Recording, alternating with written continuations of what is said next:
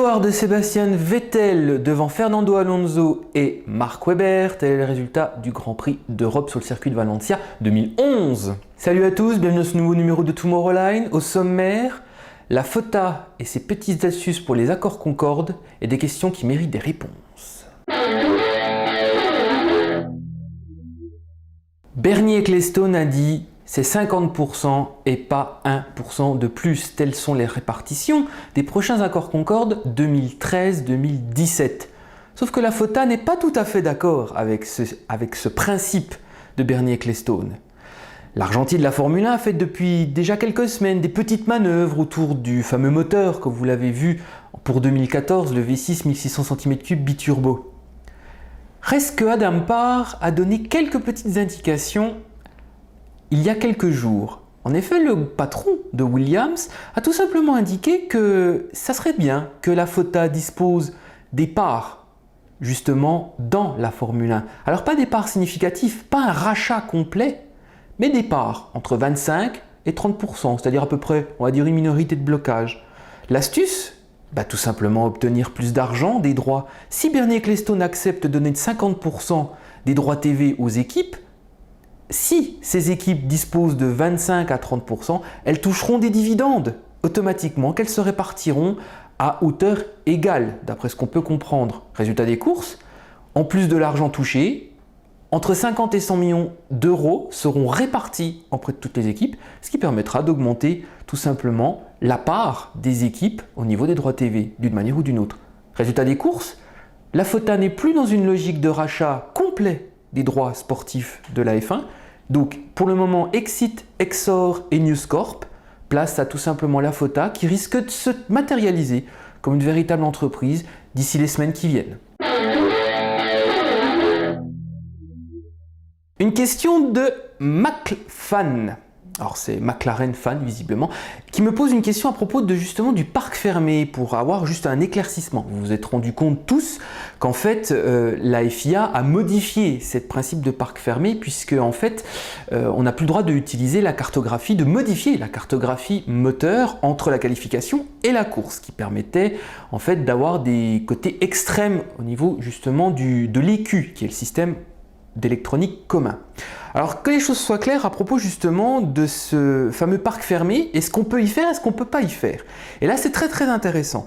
Ce que l'on peut faire, c'est qu'on peut toucher au moteur, tout ce qui est boîte de vitesse, c'était les éléments de sécurité.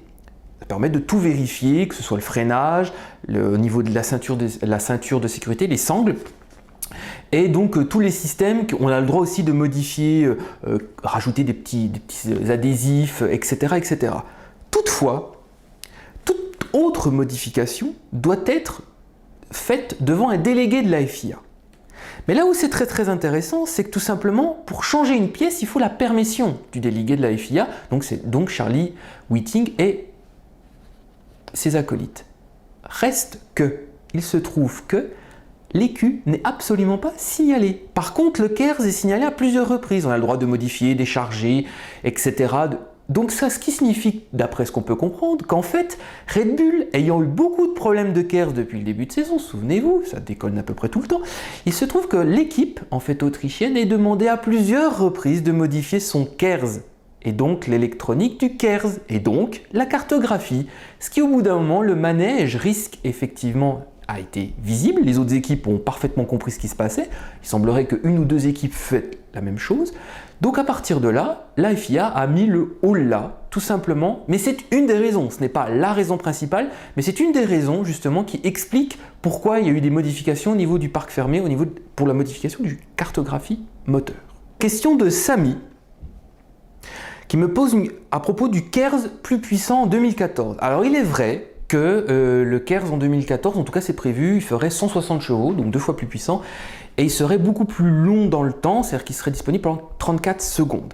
Alors il s'avère qu'effectivement c'est la vérité. C'est des projets qui sont parfaitement en cours. L'idée derrière tout ça, c'est que le KERS permette en fait d'entrer au stand, que les voitures rentrent au stand avec le KERS et pas avec leur moteur.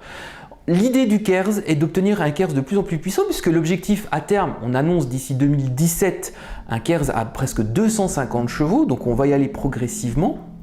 L'idée c'est qu'en fait, de réduire la consommation et donc de satisfaire la FIA.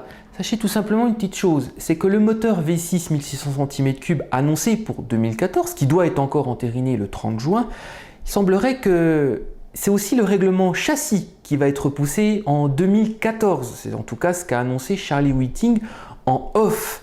Donc ça veut dire tout simplement qu'on va repousser encore d'une année. Donc en 2013, il est tout à fait susceptible, et on en saura dans les prochains jours, que le règlement châssis de 2011 soit prolongé encore d'une année pour l'année 2013. Alors c'est très intéressant puisque ça signifie que la FOTA a beaucoup plus d'influence qu'on ne le pense. Maintenant on verra bien, attendons quelques jours, c'est le 30 véritablement qu'on saura, et à partir de début juillet, là, la prochaine réglementation sera faite. En tout cas, une chose est sûre, c'est que certes, le KERS, qui sera beaucoup plus puissant, parce que c'est une volonté des constructeurs et la FOTA, pour satisfaire une grande partie des exigences de la FIA et Jean Todt en matière de consommation. Et deuxièmement, c'est surtout au niveau des châssis, puisqu'on estime qu'un nouveau moteur avec un ancien châssis ou un nouveau châssis avec un ancien moteur, à quoi ça sert? Donc on décale tout d'une année. Réponse dans 5 jours. Voilà, je vous laisse la Formule 1 pas tout à fait dans le même état qu'on l'a laissé. Je vous donne rendez-vous au prochain Grand Prix, qui est le Grand Prix d'Angleterre sur le circuit de Silverstone. Je vous dis à ciao et à dans 15 jours.